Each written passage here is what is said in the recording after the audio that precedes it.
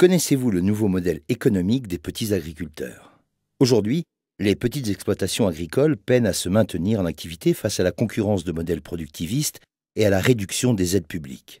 Pour faire face, elles ont eu l'idée de redévelopper les circuits courts et la vente directe aux particuliers, répondant ainsi à l'engouement pour le consommer local. Mais ces petites exploitations rurales manquent souvent de moyens pour investir dans ce type de développement et ne profitent pas de cette belle opportunité de marché. Pour répondre à cet enjeu majeur, l'ADI, l'Association pour le droit à l'initiative économique, un des acteurs principaux du microcrédit en France, se rapproche en 2008 de la Fédération nationale des CUMA, les coopératives d'utilisation de matériel agricole qui permettent à leurs adhérents de partager du matériel.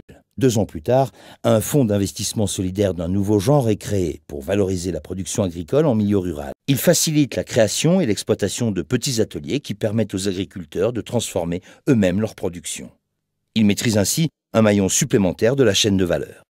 Prenons l'exemple de la légumerie collective CUMA Bio Val-de-Seine, lancée début 2012.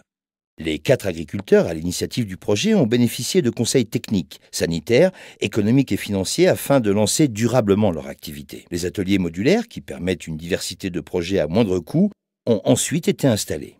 Leur mise en place fut rapide grâce à la préfabrication en usine et à un travail avec le ministère de l'Agriculture qui a permis d'intégrer les normes sanitaires dans la conception. Les carottes récoltées peuvent désormais être lavées et épluchées puis conditionnées sous vide. La structure répond ainsi aux exigences de nouvelles filières et approvisionne aujourd'hui des cantines scolaires de l'Ouest francilien. Pour ces petites exploitations, les bénéfices sont multiples.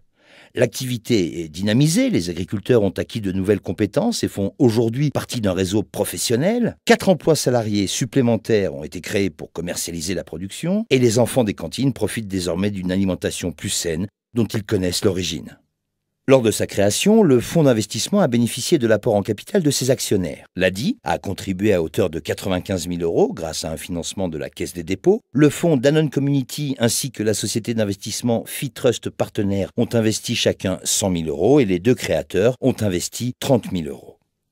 En 2012, le programme est lancé et a déjà monté ses 2 premiers projets pilotes. Il en prévoit 6 en 2013 et 8 en 2014. Cette initiative remarquable, lauréate 2012, est Isomir, le fonds d'investissement qui a développé et finance ce nouveau modèle d'initiative solidaire en milieu rural.